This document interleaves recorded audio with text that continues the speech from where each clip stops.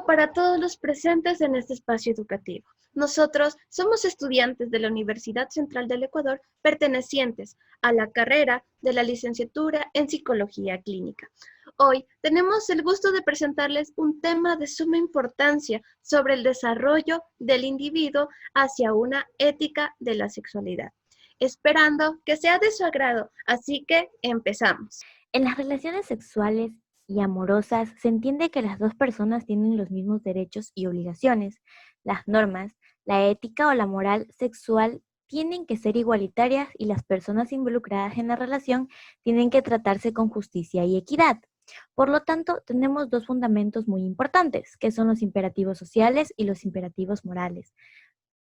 Tenemos que los imperativos sociales están asociados a las costumbres sociales, lo que manda a la sociedad. Por lo tanto, podemos enunciar que es una ciencia humana que apunta a que las personas tengan un vivir, lo que depende de la relevancia de sus experiencias y de la manera de vivir sus valores.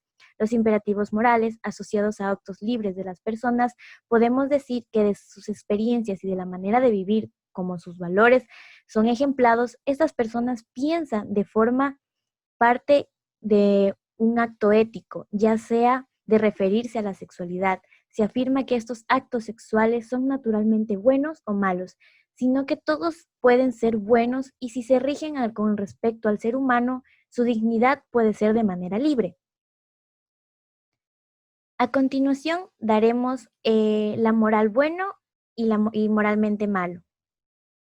Tenemos que en lo moralmente bueno, la parte espiritual se fundamenta como un puesto muy importante, ya que es como un constructo social que fundamenta la moral. Deciden los juicios aprobados y los sancionadores, por lo tanto determina si la conducta de esta joven merece aprobación o no.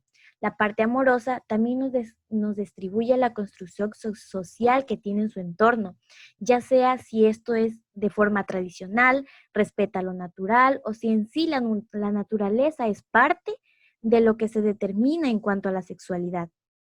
Tenemos lo moralmente malo, que se distribuye ciertas partes que podemos decir que en la actualidad, la sociedad está llena de ideas liberales que dominan el comportamiento de las personas, ocasionadas muchas veces de una forma incorrecta a la comprensión a la sexualidad y tendencia a confundir a la ética con moralismo.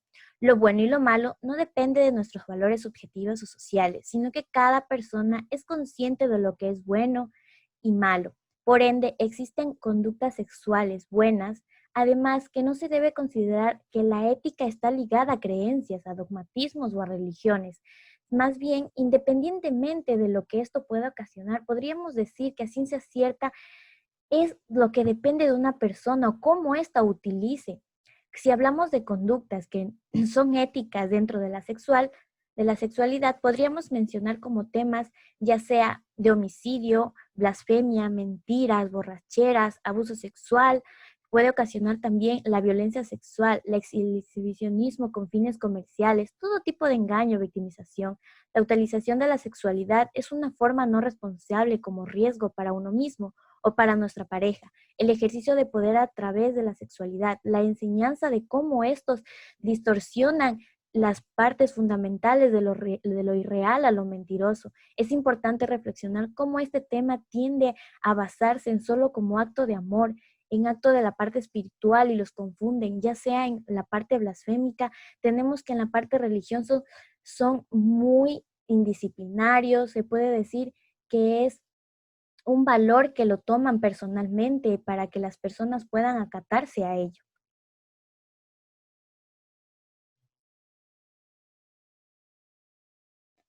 Tenemos que la educación sexual se puede fundamentar en un constructo social, ya sea de manera cultural, en base a normas que éstas establezcan y éstas se pueden llenar de preceptos, siempre y cuando tenemos una frase muy fundamental que se va cambiando en cuanto a la actualidad, porque de manera de manera actual se menciona que los hombres, ¿por qué el hombre siempre es el mismo? ¿Por qué cambian ciertas normas morales?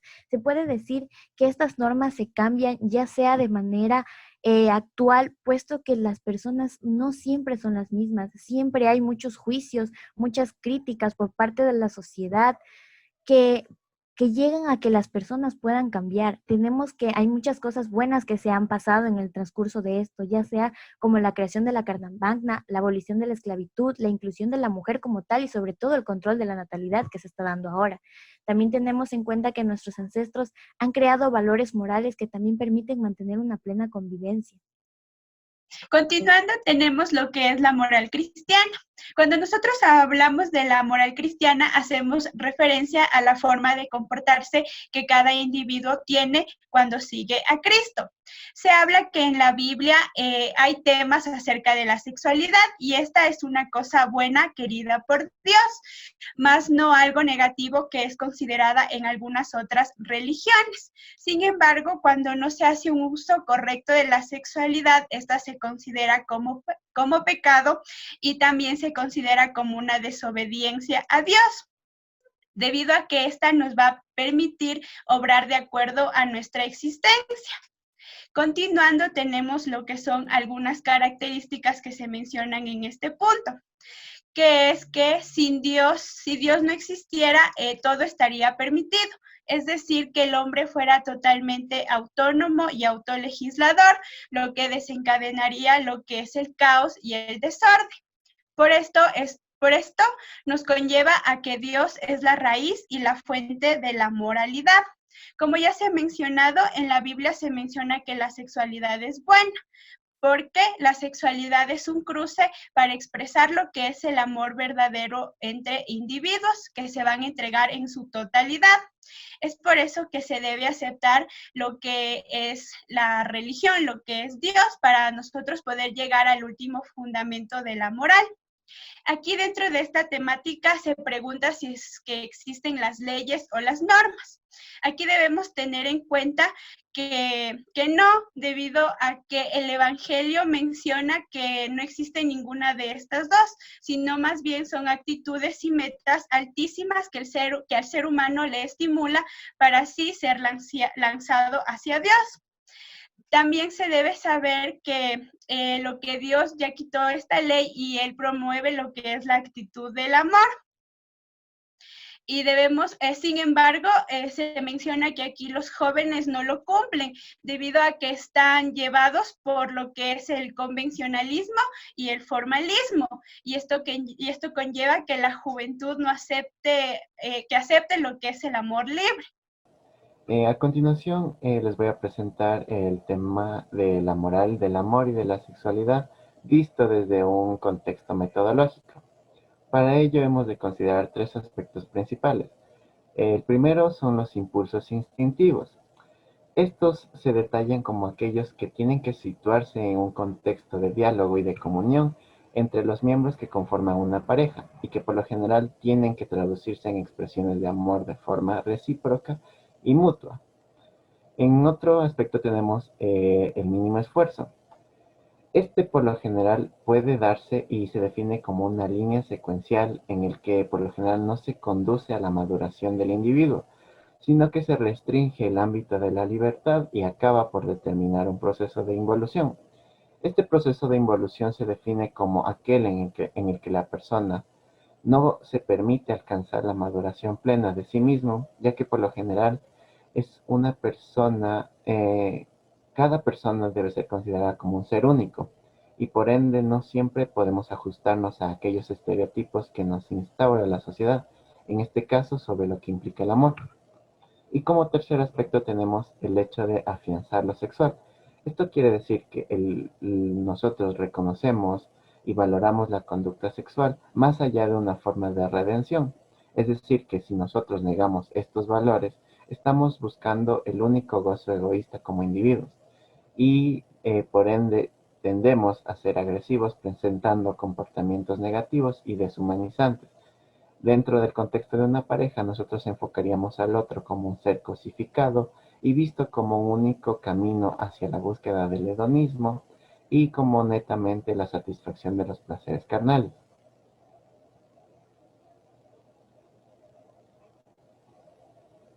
Ya.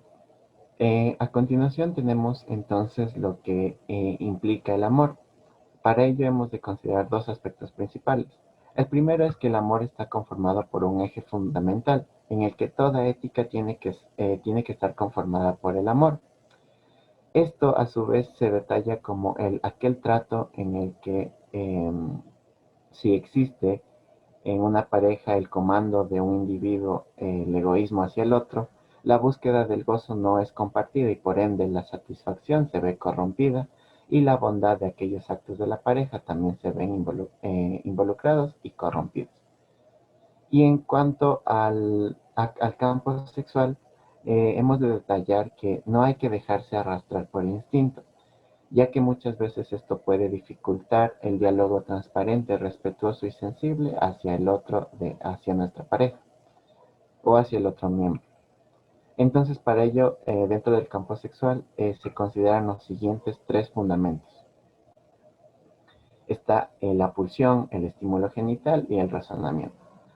La pulsión es definida como aquel en el que si el ser humano obra de acuerdo a la pulsión, no debe ser considerada su respuesta como netamente animal, sino que ésta es incontrolada, ya que debemos considerar que el animal tiene sus pautas instintivas, pero el ser humano debe obrar siempre con su razonamiento y como un ser pensante.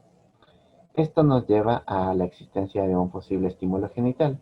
Entonces, si el ser humano se encuentra ante un estímulo genital o cualquier otro estímulo erótico, la respuesta debe ser humana y debe ser consciente y totalmente voluntaria.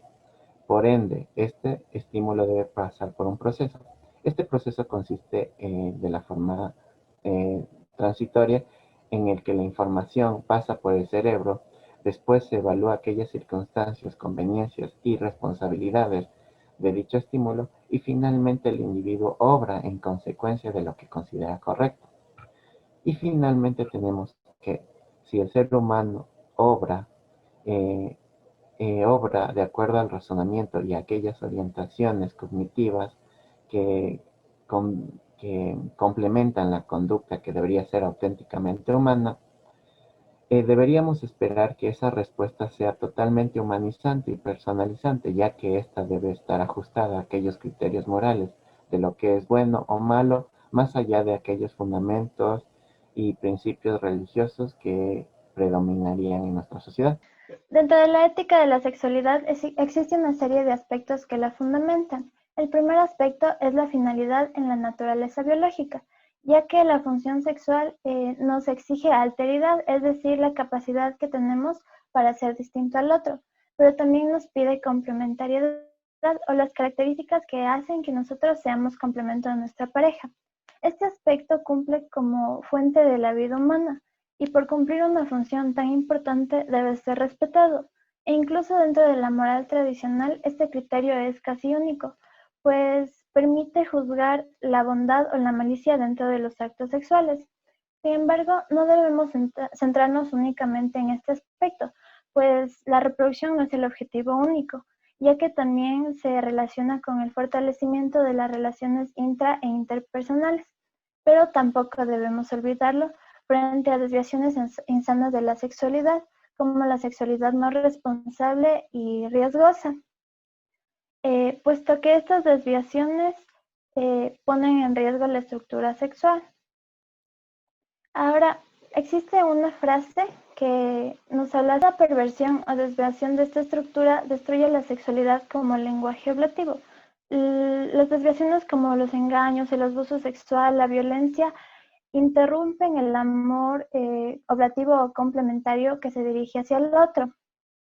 Y dentro de estos aspectos también tenemos un segundo importante.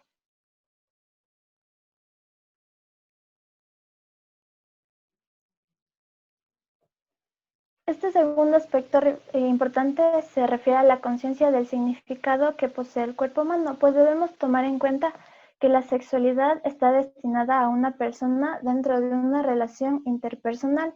Entonces, no debemos cosificar este cuerpo, ni utilizarlo para la búsqueda de la satisfacción de los placeres, pues la persona se encuentra penetrada por su subjetividad, es decir, las cualidades que posee, los intereses, los deseos y sus pensamientos.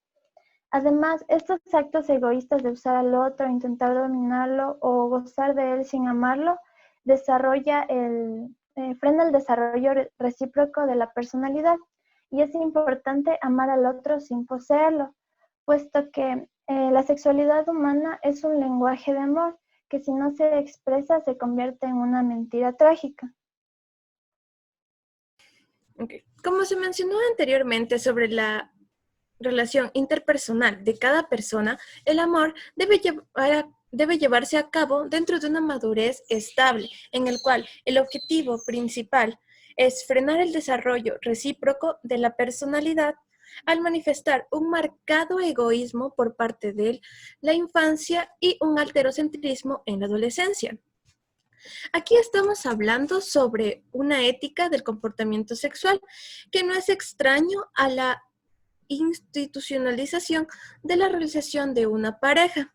Es decir, que dentro de esas manifestaciones sexuales se ve inmiscuido un control sobre cada una de estas manifestaciones.